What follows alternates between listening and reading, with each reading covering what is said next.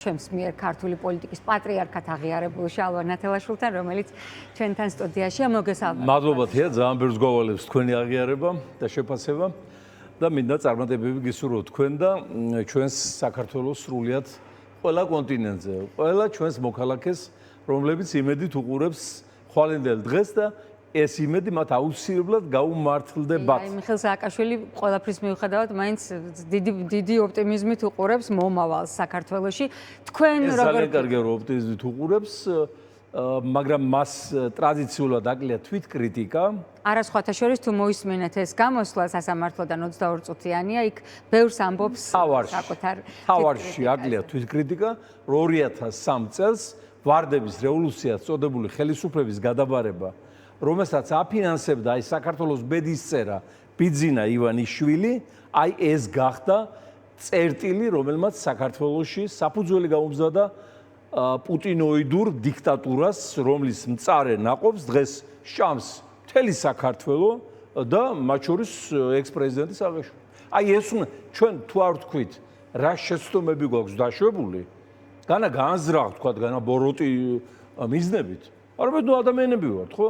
სტრატეგიაში, ტაქტიკაში გასაგებია რომ უშვებ შეცდომებს და ხალხიც გვაპატიებს, მაგრამ სტრატეგიული შეცდომა პოლიტიკაში მე 10 წლეულების პრობლემა ხდება და ძალიან გვიან გამოსწორებადი დაავადებაა თუ გამოსწორდება საერთოდ. ბატონ შალვა, მე მინდა ძალიან მტკივნეული თემით დავიწყო თქვენთან საუბარი. 2 კვირის წინ, ზუსტად 1 კვირის წინ კვირას დღეს მე ვყვებოდი სტუდიაში 17 წლის ნიკოლოზ ღუნაშვილის მკვლელობის შესახებ.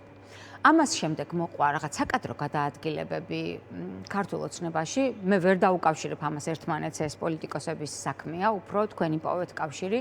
მაგრამ რატომღაც აი ამ კვირაში მეგონა რომ მამუკა მდინარაძის გადაადგილება თუ ერთი თანამდებობიდან მეორე უპორტფელო სამინისტროში გადატანა იყო აი ამ სწორედ არაფორმალური დაჯგუფებების მხარდაჭერის შედეგი, მაგრამ დღეს მოვისმინეთ ირაკლი კობახიძესგან ზუსტად იგივე განცხადება, რაც თქვა ამ მხედრიონის ტიპის დაჯგუფების თანამე 21 საუკუნის ახალგაზრდა MMA-ის მებრძოლმა.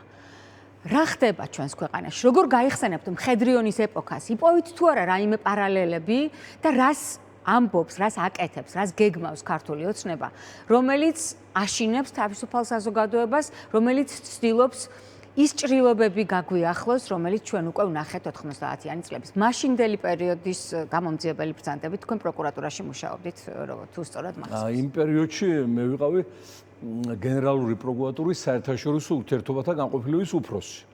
ეს ჩემი შექმნილი აქ სამსახური. ეხლა მგონი გაიზარდა მრავალრიცხოვანია და ბუნებრივიც არის ყველაფერი. მაგრამ რა თქმა უნდა, ჩემ თვალწინ გაერეხლა ისტორიულ პარალელებზე სანამ გადავალთ, რაც აუცილებელი და საჭიროა, დასაწყისში პირდაპირ ვიტყვი, რომ ჩვენ ძალიან ადამიანურად ვუდგებით ივანიშვილის ხროვის წევრებს და შეფასებებს ვაძლევთ, რომ აი თითქოს მათზე რაღაც არის დამოკიდებული, მან თქვა, მან შეიტანა, მან დღეს არ გაიცინა, მან დღეს ბრიფინგი ჩაატარა.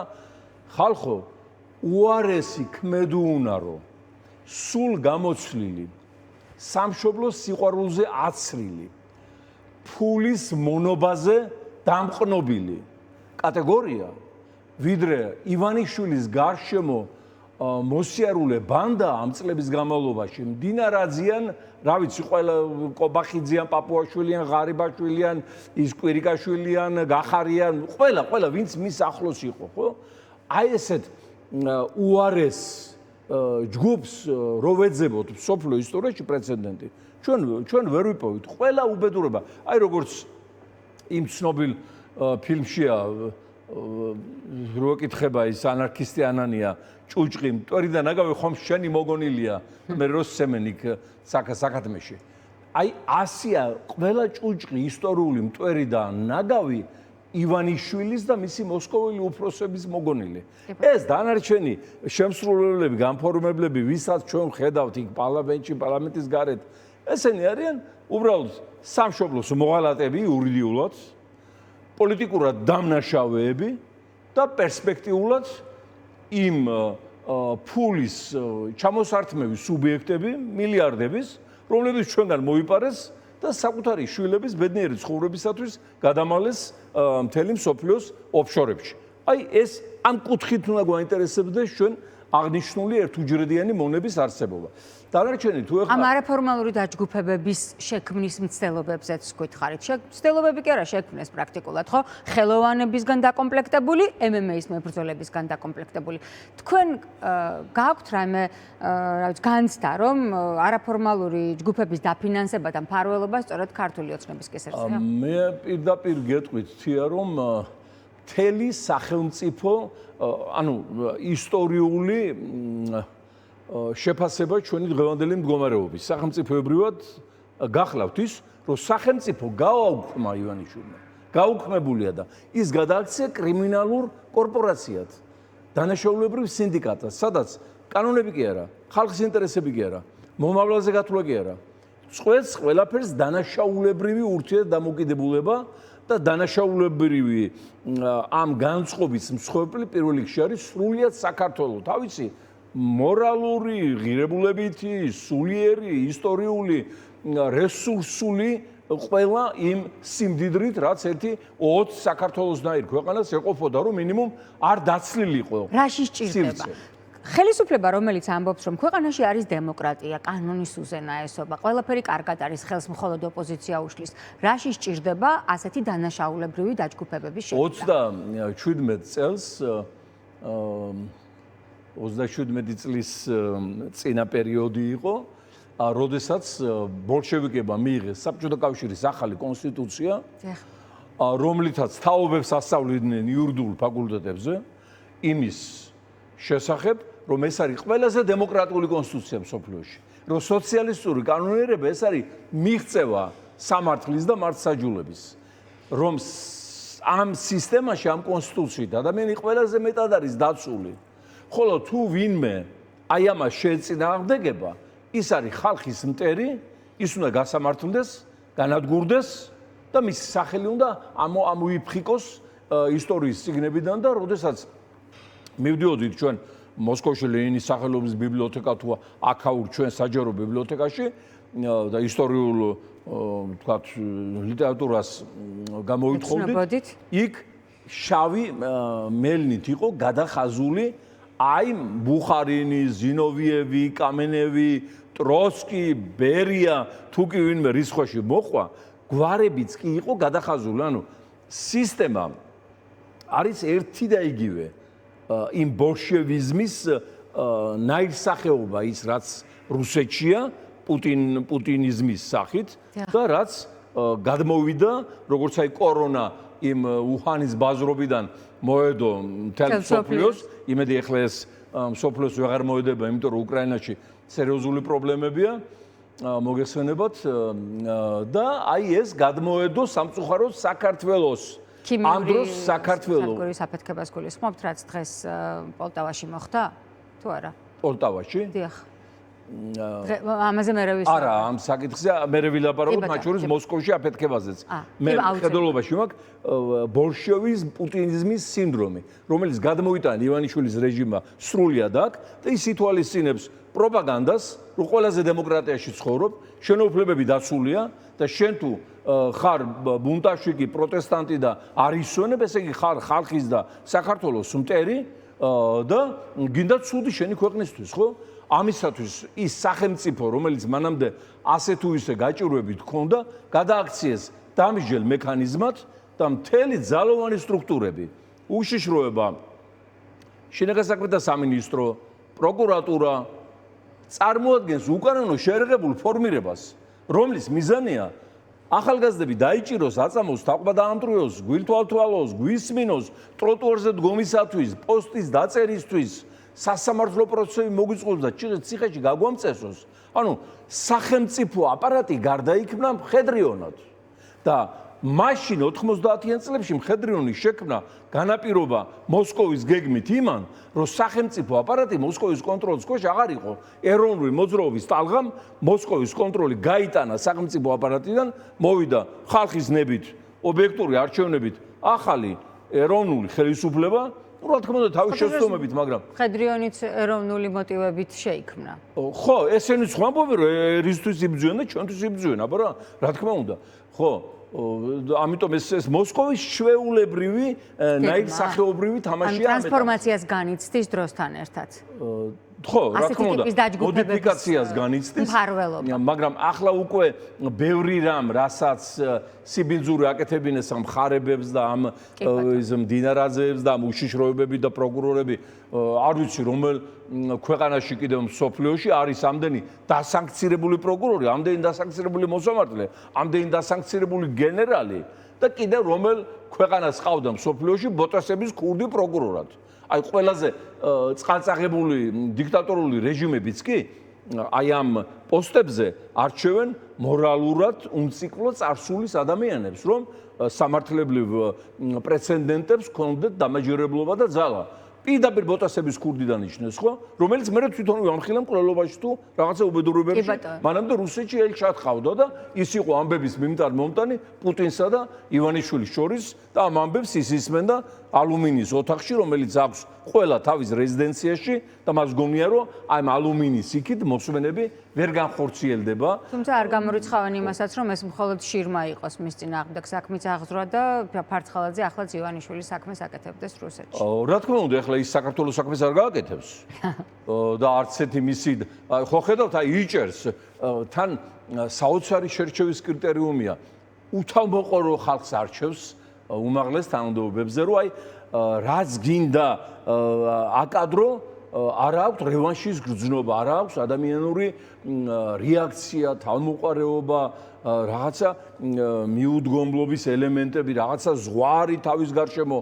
აი ხა დაიჭირე ეს ღარიბაშვილი. მილიონები მანამდე მოაპარია, 6 მილიონი უპოვეს დაჭერის წინ, 6 მილიონი დოლარი ეპოვათ. ნებისმიერი სოფლიოს ქვეყნის პრემიერ-მინისტრის ოჯახში, რომელიც ხელფასზე ცხოვრობს, ხო? და ეს 6 მილიონი არ ყოფილიყო და რეგისტრირებული, დეკლარირებული, ლეგალიზებული.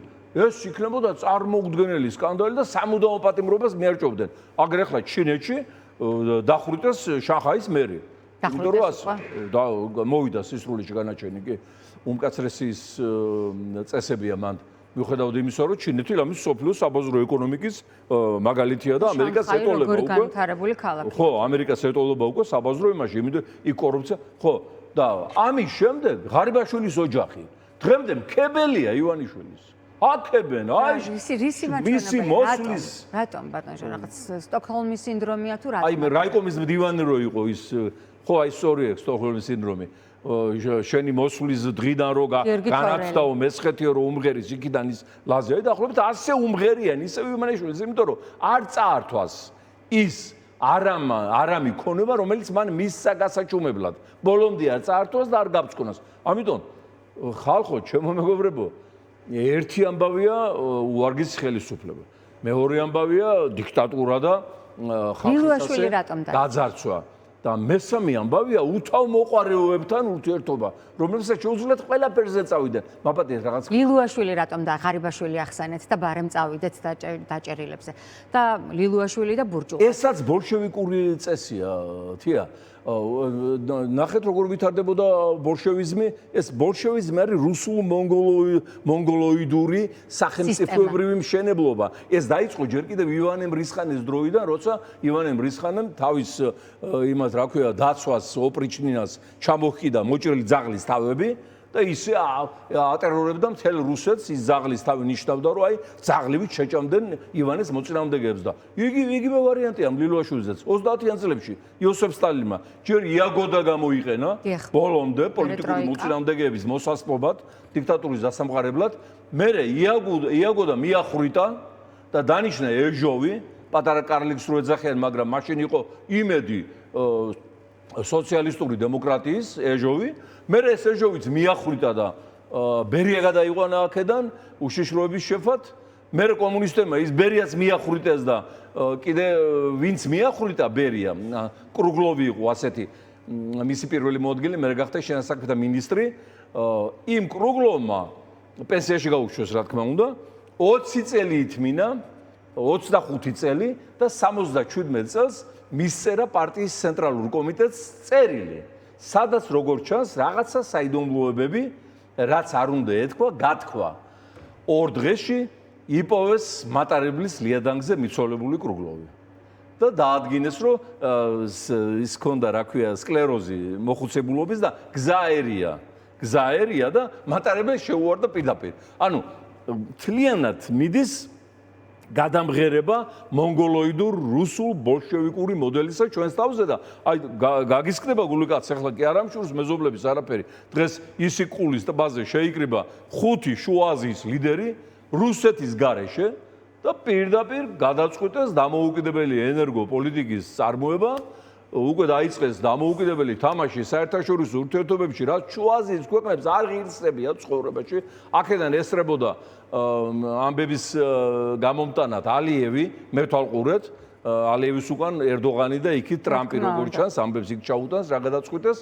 და ანუ დღეს ევრაზიის შუაგული ცენტრი თავისუფლდება მოსკოვის ნეოკოლონიალური პროტექტორატული პოლიტიკისგან და ერთადერთი სატელიტი მოსკოვის უიმედოდ დარჩენილი ორთავიანი არწივის ბრჭყალებში საქართველოა. სომხეთი ეხსნება, აზერბაიჯანი ეხსნება, შუა აზია ეხსნება, სოფლიო იღვიძებს, ნათდება და ჩვენ სიბნელეში ვართ. რატომ? იმიტომ რომ ივანიშვილი და მისი ბანდა ცხოვრობდეს კარგად, ბედნიერად, მუდმივად იყოს ძალაუფლებაში და არაფერი არ ეთქნოთ, არაფერი არ აკეთებდა და ამისათვის დაჭირდათ დამატებითი ის ბიჭი რო გამოიყვანეს მუქარით რო წინაპრებზე თუმე არაფერი არ უნდა თქვა. და ის რეჟისორიც ასევე რომელიც თვითონ ხუმრობდა ძალიან უშნოთ წმინდანებზე და ახლა ამბობს რომ ჩვენ თუ ვიხუმრებთ ამას არ გვაპატიებს.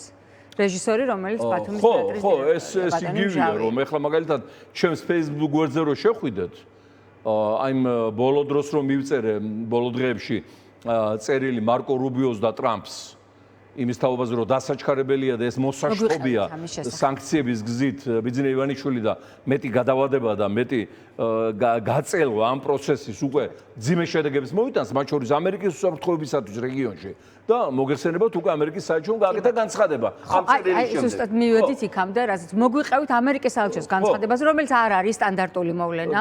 ძალიან იშვიათად ხდება და დღეს ამ ყველაფრის ფონზე ჯო ვილსონის კიდევ მორიგი ლანძღვაგინება კობახიცის მხრიდან. კი, ჯო ვილსონი თქვენ გაქვთ კომუნიკაცია ისევ ჯო ვილსონთან. დაპირებას აძლევს, რომ მალე მოგაშთობთო და სწორ დაპირებას აძლევს და ესენი ილანძღებია გამწარებულები. აი განსხვავება ვილსონსა და მათ შორის. კი ბატონო.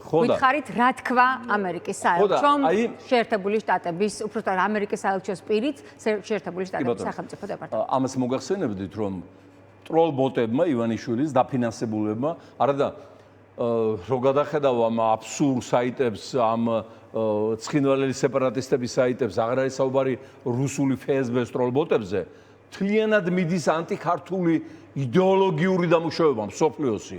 აი პუტინი რო გამოვიდა ურალში გახსოვდა რო თქვა რომ საქართველოს როგორც სახელმწიფო არ არსებობდა ეს იყო ცალკეული სამეფოები იმერეთი, კახეთი, ისტორიის გადაწერის დიდო სტატია საერთოდ ჩვენ გავაერთიანეთო ჩვენი გამონაგონიაო და იყო მხოლოდ თბილისის და ქუთაისის გუბერნიებიო აი ამ პრინციპებიდან გამომდინარე მთელი ეს რუსეთის სპეცსამსახურების გაკონტროლებული საიტები და მათი ტროლბოტები და მათ სხვათა შორის მეცნიერებიც ისეთი ცნობილი ანტიქართულ პროპაგანდას მაქსიმალურად ბოლომდე აწვევია რომ ჩვენ არა ვართ ღირსი რომ ვიყოთ სახელმწიფო რომ ჩვენ ესე იგი ერი არ ვართ სხვათა შორის მინდა გითხრათ რომ მე ახლა ვაღიარებ ყოველთვის იოსებ სტალინის როლს მსოფლიო თანამედროვე არქიტექტურაში ეს არის ფაქტი უდიდესი ფიგურა იყო მსოფლიო პოლიტიკაში იოსებ სტალინი ეს ფაქტია მაგრამ აი ჩვენთვის რაც მან დაწერა იგივე 1913 წელს ავსტრიაში ყოფნის დროს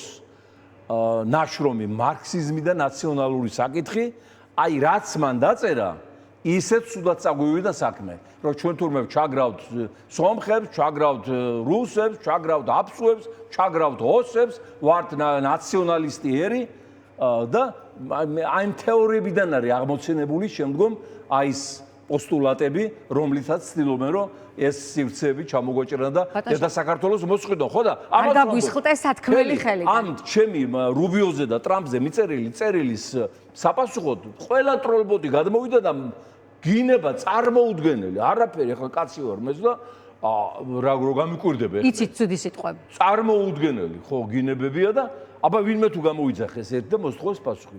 აბა საკმარისია მე შევაგინო ეხლა ამას არასოდეს არ ვიზავ. იმიტომ რომ პოლიტიკოსები ისე როგორც თქვათ გულშემატკივრები რო აგინებენ ფეხბურთელებს სტადიონზე ის ფეხბურთელი ვერ შეაგინებს თუ ეგ დაუწერელი თუ დაწერილი წესია ხო მაგრამ აი ესეა იღებენ კანონებს ჩვენთვის რომ ჩვენ დაგვსაჯონ ტროტუარზე გაველი დაგვიჭირონ პროტესტზე გავალთ დაგვაჯარიმონ თქვათ იქ პოსტს დავწერთ ასევე დაგვიჭირონ ის რა ქვია პლაკატზე მიაწერ ჯარიმები დაგვეწოდენ რომ ლამის საქართველოს ბიუჯეტი რო არ ეყოფა გადახდას და სხვა და სხვა ხო ამიტომ ესეთი ორსახოვანი იანუსობა მათ შორის საკანონმდებლო რეპრესიულ პოლიტიკაში სრულად არის გამოხატული. რადგან აი ამ რეპრესიულ კანონებს არა უშავს დაუბრუნდებით რო გვაქვს. ხო და ნაცვლად იმისა რომ აი ამათ ედავებოდნენ პუტინის სტროლბოტებს ქართულ სახელმწიფოებს რო ძირს უთხრიან და სოფლიოს საზოგადოებრივ და პოლიტიკურ ელიტ და მე ამას კითხულობს. და ვიღაცა შეიძლება იჯერებს რომ ჩვენ ჩაგრავდით აფსუას, ოს, იმას ნაცვლად იმისა რომ აი ეს სტროლბოტები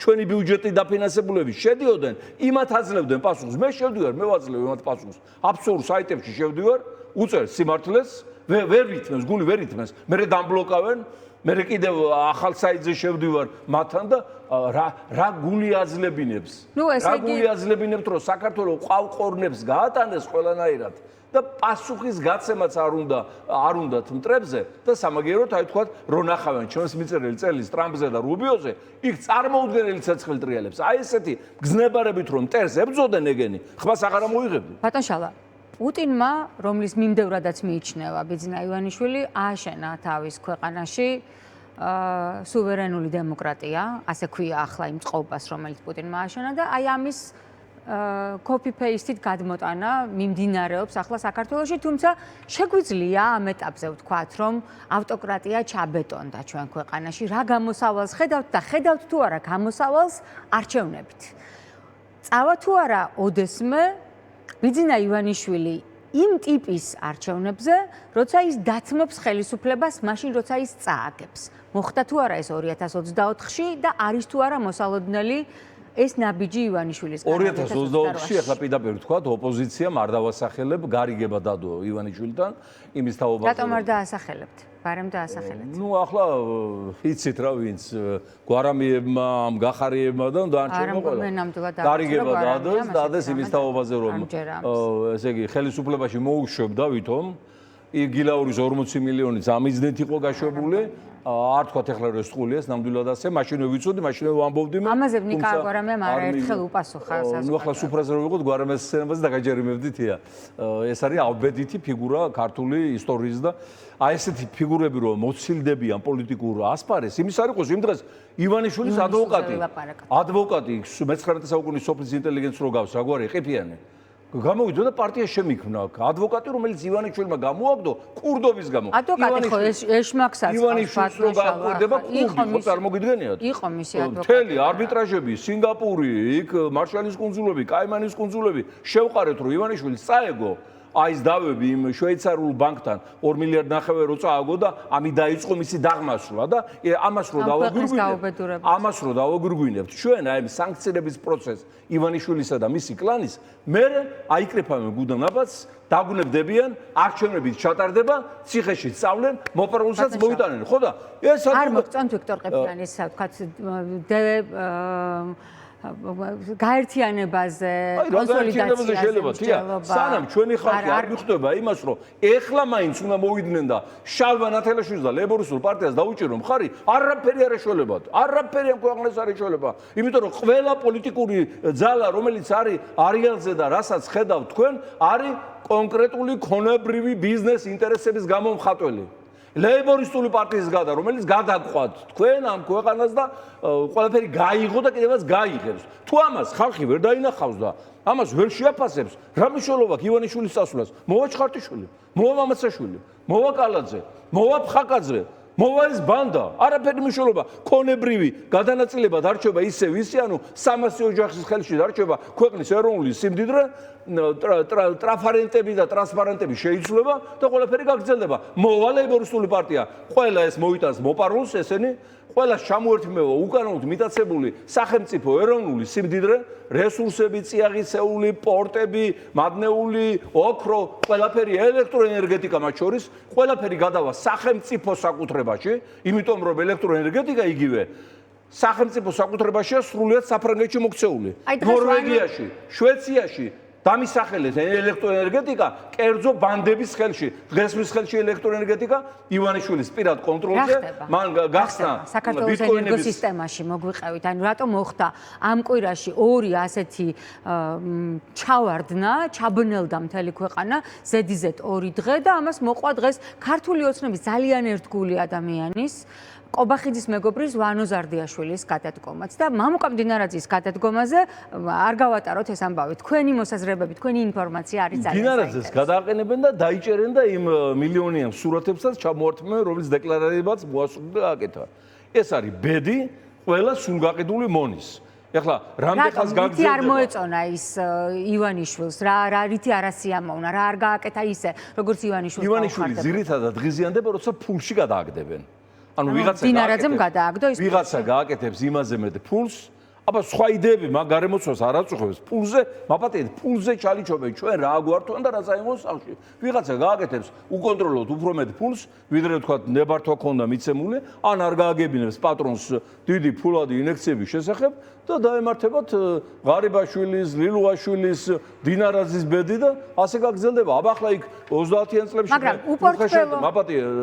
უხეში შედარება მოიყვანა. 30-იან წლებში პოლიტიკური დავა იყო. იქ რეპრესიები მიდიოდა იმის გამო, იქ იყო მემარჯვენეთა კომუნისტურ პარტიაში წინააღმდეგი იყო თქვათ ის ბუხარინის ჯგუფი კოლექტივიზაციის, იქ ტროცკი იყო მსოფლიო პროლეტარული რევოლუციის მომხრე და ამბობდა რომ მარტო აქ ვერ ავაშენებთ ამას, უნდა მთელი მსოფლიო ავაჯანყოთ და ერთიანი მსოფლიო მთავრობა შეექმნათ. იქ ზინოევი და კამენევი ამბობდნენ რომ ინდუსტრიალიზაცია არ გვინდა. აღარ წავიდეთ ასე შორს 30-იან წლებში. აქ რა იდეოლოგიური დავა არ არის, ფულადი დავა. იგივე ის ოპოზიცია, რო გითხარის 40 მილიონი გილაურის, ეგ რაც ვიცით, ხო? იმიტომ დაიჭირა მეტი წილი ამ ოპოზიციონერების, რომ იმ ფულს უთulis. სთulis, რომ ფული გამოართვეს და არ შეუსრულეს დანაპირები, პარლამენტში არ შევიდნენ და ამის გამო არალეგიტიმურობა დაირთხა რეჟიმმა. ისე უნდა აღვნიშნო, როგორც დადებითი მოვლენა, რომ ეს ჯგუფები რო შესულიყვნენ პარლამენტში, ალბათ ძალიან გაძნელდებოდა ივანიშვილის დასანქცირება. ანუ თქვენ მომხრე ხართ, რომ 2024 წლის მერე მიტაცებული არჩევნების მიუხედავად ოპოზიცია შესულიყო პარლამენტში.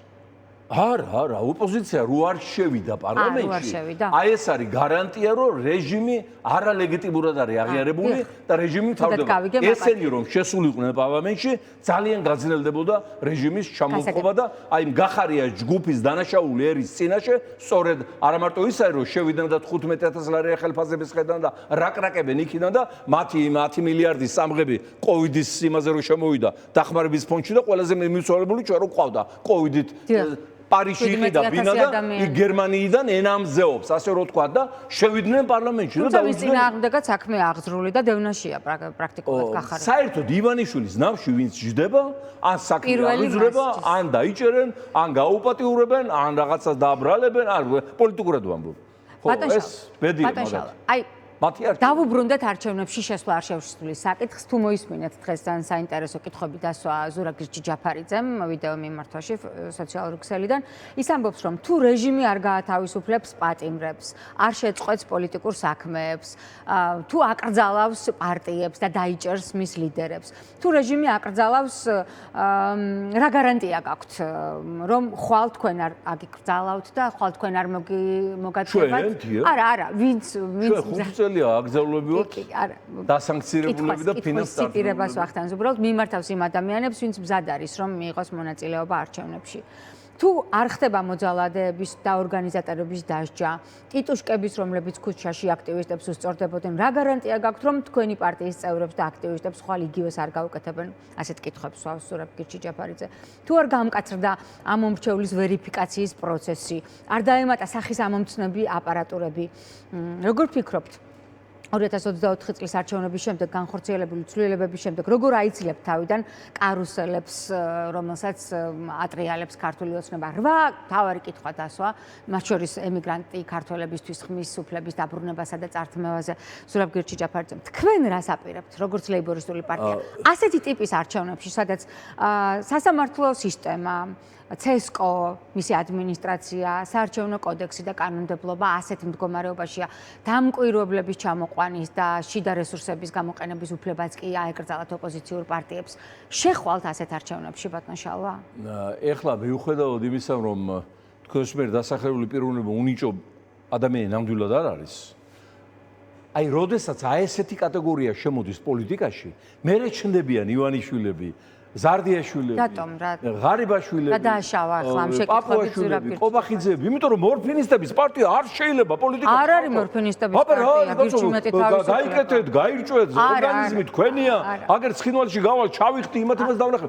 არ შეიძლება პოლიტიკა უნდა იყოს ზნეობრივი. როცა უზნეობა მოდის პოლიტიკაში პიროვნების სახით, იდეოლოგიის სახით, გარკვეული ქცევების სახით, მე დიდი უზნეობა გამოჩნდება, რომელიც ყველას ყოფას ტირობს. აი ესეთი ძალები არ შეიძლება იყოს. ბატონ შალვა, თვითონ შეკითხვები რამდენად ლეგიტიმურია, რაზეც ლაპარაკობთ?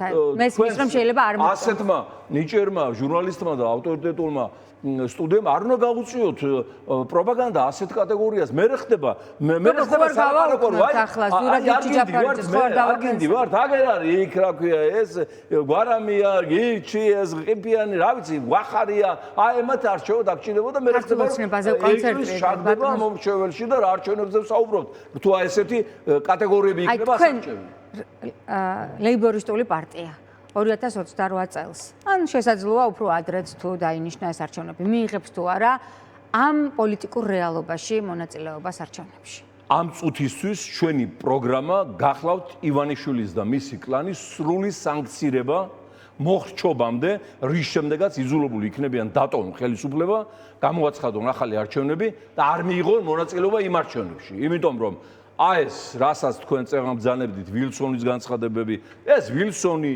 უიკერი, კოენი, ეს მთელი საქართველოს უდიდესი მეგობრები, ჩვენი ნანახია, პირადად ჩემი მოძებნილია.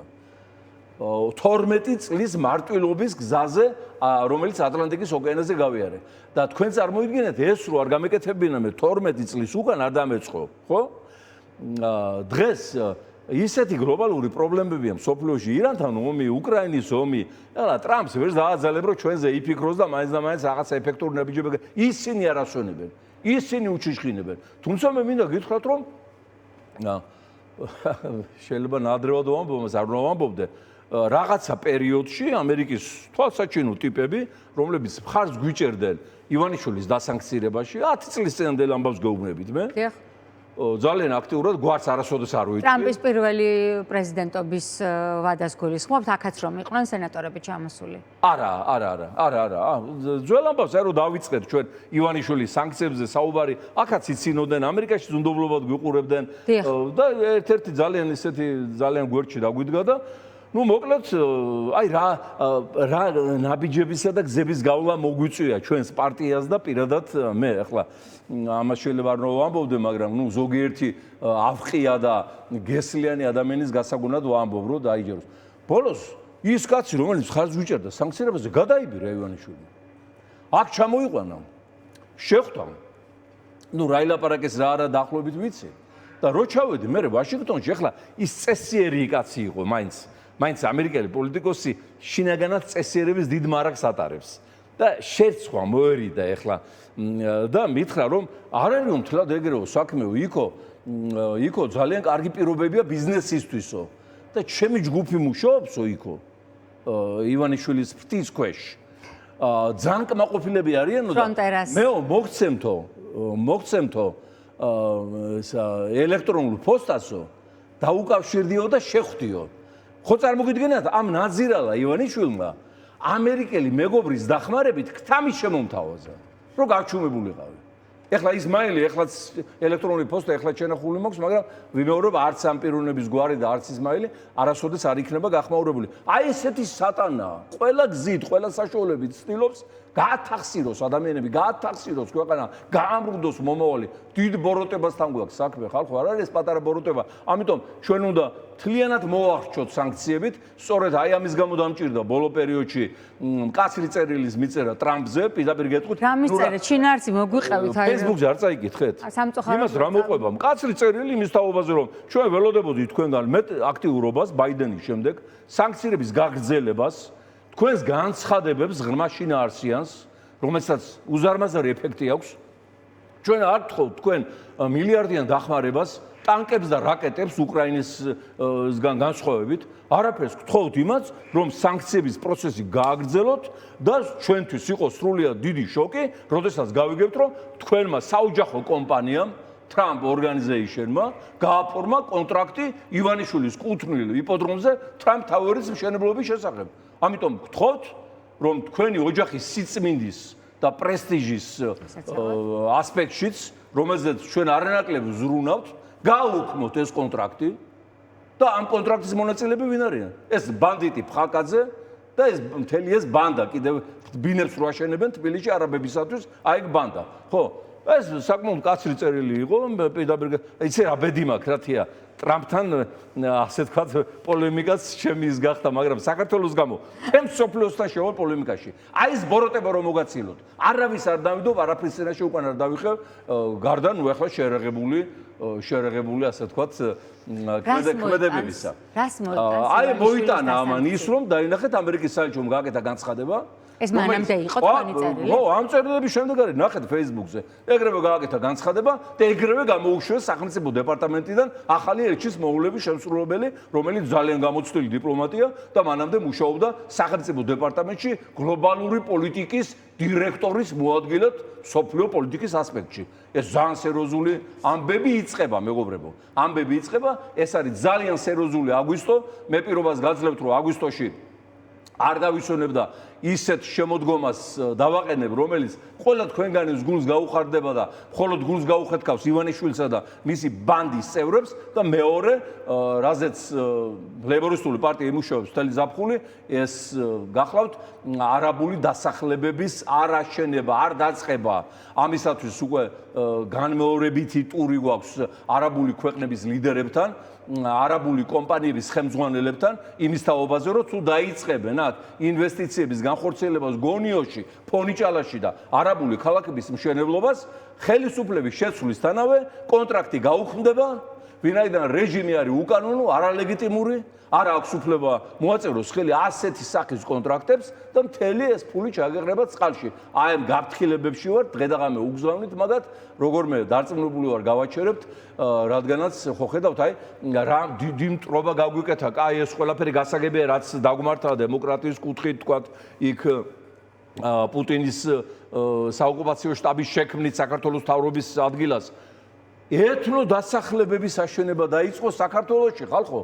ეთნო დასახლებებმა დაგუყა ჩვენ.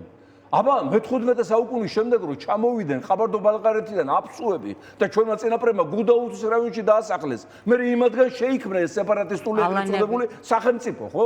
როდესაც მონგოლები მოაწვნენ იქ რა ქვია ოსებს, რომლებიც დონის დაბლობზე ცხოვრობდნენ და შემოყარეს კავკასიონის მთებზე და გადმოკვეთეს და ჩვენმა წინაპრებმა, მაჩაბლებმა, ფალავანდიშვილებმა, ამილახრებმა დაასახლეს ჯავაში, აგერ რესპუბლიკა ირისტონი შეგვიქმნეს.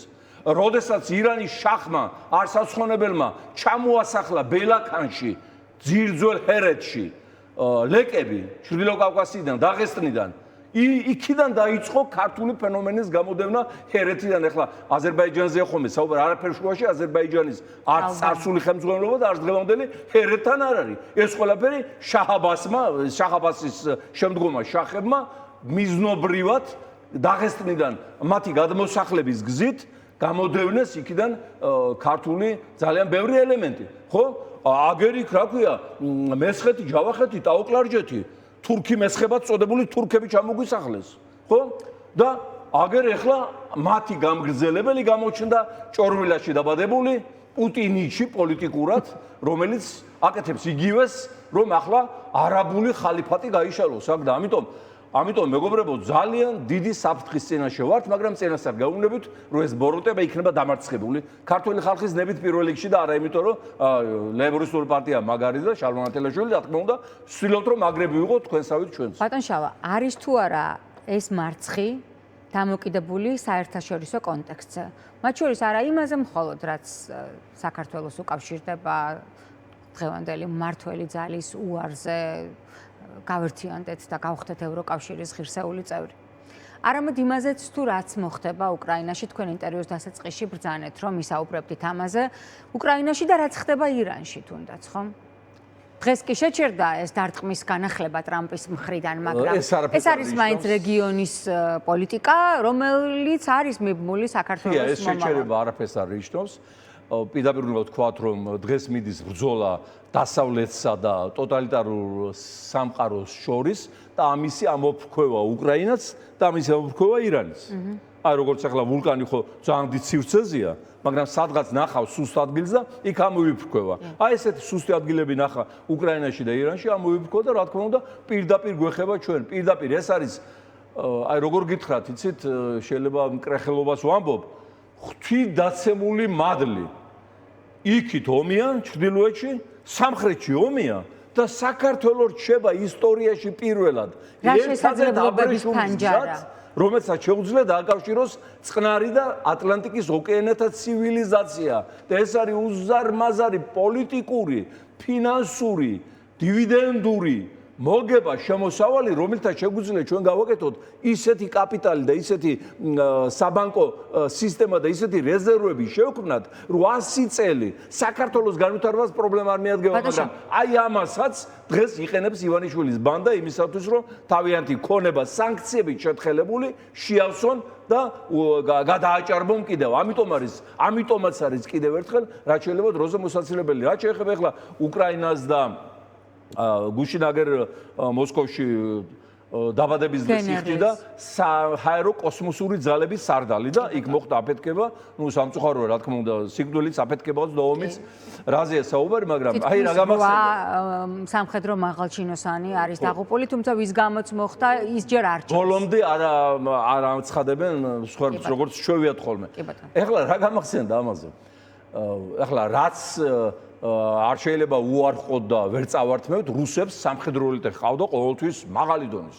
სუვოროვიდან დაწყებული კუტუზოვის, პეტრე ბაგრატიონი, მეორე მსოფლიო ომში, მთავარსარდალ სტალინზე აღარ არის საუბარი, ჟუკოვი, როკოსოვსკი, მალინოვსკი, ეს ყველა დონეები იყვნენ, რომლებიც მსოფლიოს ბედს წყვეტავდნენ ბევრწილად, ხო?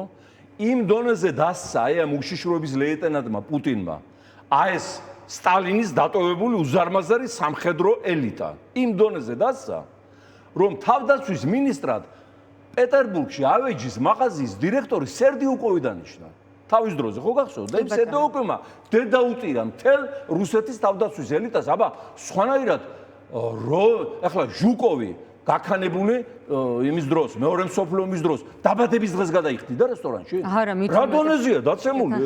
სამხედრო ელიტაზე კიდე აბრალებენ მასონებს, ანგლოსაქსებს, ამერიკელებს, რა თქმა უნდა. იგივე რიტორიკა ისმის დღეს საქართველოში, თან მარტო პუტინზე ვერ ვილაპარაკებთ ნეგატიურ კონტექსტში, ზუსტად იგივეს იმეორებს ყობახიძეც და ფეითი და პარული მართლობა და მასონები და ბრძენთა ოქმები და ნუ ათასისულენ. როცა იდიოტი ხარ, სახელმწიფო შენსაც დაანგრევ, იმპერიას ვერ მოუფრთხილები, რომელიც გადმოგეცა. ანუ ეს რას ნიშნავს? ბიძინა ივანიშვილს არ სჯერა, რომ პუტინი დამარცხდება უკრაინაში?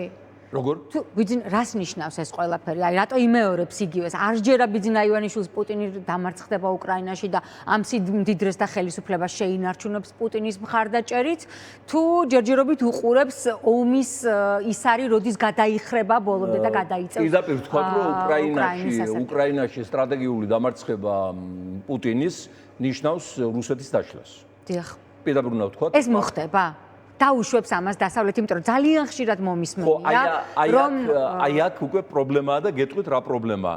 პირველი ატომური ქობინებით გატენილი იმპერია. რა თქმა უნდა, დაშლის შემთხვევაში ეს იარაღი მოითხოვს კონცენტრაციას და ძალიან კონტროლს. კომპეტენტური ადამიანებისგან მომისმენია სწორედ ეს, რომ დასავლეთი ყველაფერს გააკეთებს იმისთვის, რომ 17 სხვადასხვა სახელმწიფოს არ ჩაუვარდეს ხელში ბირთვული იარაღი და შეინარჩუნოს თუნდაც გავითვალისწინოთ, რომ პრეზიდენტ რეიგანსაც ეხლა რომ საბჭოთა კავშირის დამშილად ვაცხადებთ, არ უნდოდა საბჭოთა კავშირის დაშლა. და როდესაც ჩავიდა საქართველოს დელეგაცია მასთან კალიფორნიაში, პირდაპირ განუცხადა, რომ გორბაჩოვს ხელი არ შეუშალოთ ახალი მოდერნიზებული საბჭოთა კავშირის შექმნაში. ეს ცნობილი ამბავია. ანუ ერთია რა უნდა და რა არ უნდა. დასავლეთს ეხლა რა თქმა უნდა აშფოთებს ჩინეთის გაძლიერება ციმბირის სივრცეებზე. რა თქმა უნდა აშფოთებს დაშლის შემთხვევაში შუა აზიიდან ისლამური ტალღა ურალზე და თუ ჩავთვლით რომ თათრეთი, უდმურტეთი, ჩუვაშეთი ეს ისლამური სამყაროს თურქული სამყაროს ნაწილებია და აქ უკვე თურქეთი ისახება როგორც ახალი გეოპოლიტიკური მოთამაშე მთლიანად თავის ისტორიულ ციმბირის არეალში, ურალის არეალში. თურქები იქიდან წამოვიდნენ, ხო? თავის დროზე ისტორიულად. ამიტომ რა თქმა უნდა, ეხლა მსოფლიო პოლიტიკის არქიტექტორებს თავის ტკივილი ისედაც არ აკლია და მაინც და მაინც არ ოცნებობენ დაშლაზე. მაგრამ შესაძლებელია მოხდეს ასე ვთქვათ ტრანსფორმაცია რუსეთის საპარლამენტო რესპუბლიკად ჩამოყალიბება მაღალი უფლებების მქონე რეგიონებით, სადაც დაბალანსდება ეს ტერიტორიული ეთნიკური მოვლენები, მაგრამ ჯერჯერობით საქმე ისია, რომ ვთქვათ სტალინმა დნეპრი გადალახა 3 დღეში. როცა გერმანელებს მისდევდა და გააძევა იქედან, ხო? 5 წელია დნეპრს ვერც მიუახლოვდნენ. ანუ ეს იმას ნიშნავს, რომ ეს სამხედრო ელიტის დაშლა და სერდიოუკივის ავეჯის მაღაზიის დირექტორის უკვდავი საქმეები აგრძელებენ თავის იმას. ეხლა მაგრამ ფაქტი ერთია, რომ დასავლეთმა თუ გაამარჯვებინა და დაუშვა პუტინის გამარჯვება უკრაინაში, ამასაც მოხვება ძალიან დამანგრეველი შედეგები ევროკავშირისთვის და ნატოსთვის. ჩაითვლება, რომ ეს არის არაეფექტური სამხედრო ბლოკი და ორგანიზაცია, რომელმაც ვერ დაიცვა უსაფრთხოება თავისი წევრი ქვეყნების და მოგეხსენებათ უკვე რუმინეთში და პოლონეთშიც ვიო რაკეტები, ხო? ეხლა რაც შეეხება ირანს. ირანში ძირითადი სუბოლო ინფორმაცია შემიძლია გაგაცნოთ არაბულმა მედიამ გაავრცელა და წავიკითხავ თქვენთან ერთად. არაბული მედიის ინფორმაციით შეთანხმების ძირითადი ეტაპი განხორციელდება დაახლოებით 2 თვეში, გადადგმულია ისტორიული ნაბიჯი, მშვიდობისკენ წერს დონალდ ტრამპი თავის სოციალურ მედიაზე და მიღწეულია ჰამასის განიარაღებაზე შეთანხმება. დონალდ ტრამპის სიხარული არაერთხელ მოვისმინეთ ჩვენ, მაგრამ ომი განახლდა. ტრამპი კარგი PR ტექნოლოგია, თან შოუ ელემენტები ახასიათებს და ამიტომ ახლა ამერიკაში ნოემბერში ტარდება კონგრესის არჩევნები, ამერიკელ ამომრჩეველებს ძალიან არ უყვარს ომი, შემთხვევით არ მოვიდა. არც მარცხი, მაგრამ ომი განსაკუთრებით არ უყვარს, შემთხვევით არ მოვიდა რუზველტი დაპირებით, რომ არასოდეს ამერიკა მეორე მსოფლიო ომში არ ჩაერთვებოდა. ამ დაპირებით აირჩიეს და მეორე ამერიკა გახდა მთავარი ორგანიზატორი ამ ჰიტლერიზმის დამარცხების. ანუ რა თქმა უნდა, ამ არჩევნების გამო ამერიკის მმართველი რესპუბლიკური პარტია, სადაც მე უამრავი მეგობარი მყავს, ღმერთმა კარგად ამყოფოთ, არის ისეთ მდგომარეობაში, როგორც მმართველი ძალა, რომელსაც ბევრი ესხმის თავს და აკრიტიკებს და სხვა და სხვა, და ტრამპიც შესაბამისად თავის პარტიას ეხმარება, რომ აი ეს დროებითი ჩავარდნები ჩააგდოს. მე პირდაპირ გეტყვით ირანის თაობაზე იმას, რომ მათაც რაც დაემართათ, მე რო არ მისმენდნენ იმის გამო. თქვენ იცით, რომ მე ვიყავი ირანთან ურთიერთობის საპარლამენტო დელეგაციის ხელმძღვანელი წლების განმავლობაში. პირველი დელეგაციის წევრი, ვინც ჩავიდა თეირანში და შეხვდა რაფსანჯანის და რუქანს და მაგათ უმაღლეს ხელმძღვანელობას, ამიტომ მეგენი დადიოდნენ ჩემთან ხშირად აზრის მოსასმენად, რას ფიქრობდი მათ ბედზე.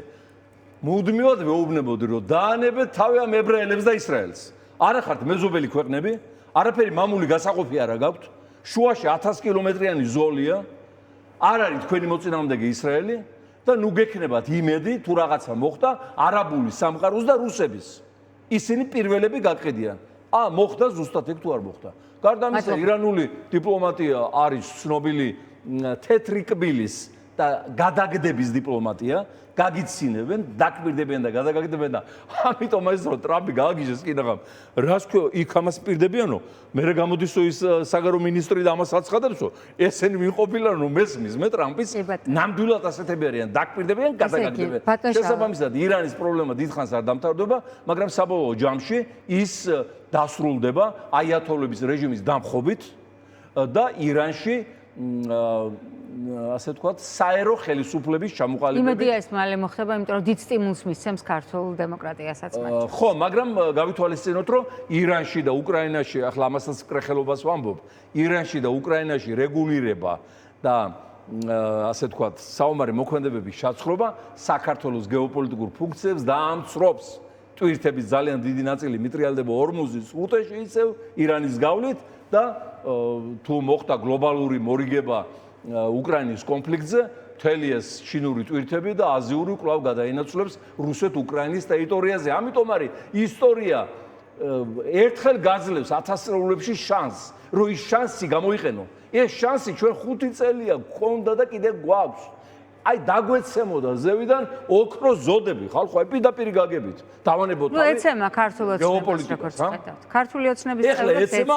ქართულ ოცნებას გაშლილი აქვს აი ესე რო გადმოხდება კაცი კორპუსიდან თავის მოკლა რომ უნდა და დაბლე ესე როლდებენ გაშლილი ზეწრებით. აი ისე აქვს ზეწრები გაშლილი და ეს ოქრო და ვერცხლი თქვენი საკუთრება, თქვენი შვილების მომავალი იყრება მათ კალათში და დამერწმუნეთ.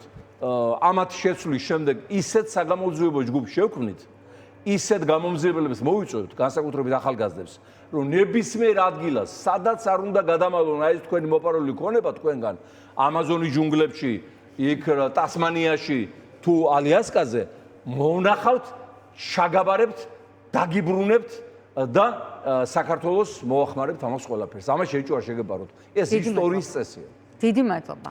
თითქმის 1 საათია ვსაუბრობთ და კიდევ რამდენი რამ დაგვრჩა განსახილველი, სხვა დროსაც გეუბნებით. თქვენთან განსაკუთრებით მოვდივარ საუბრად. ძალიან საინტერესო იყო, როგორც ყოველთვის, კარგად ვანდებოდით. რეკლამის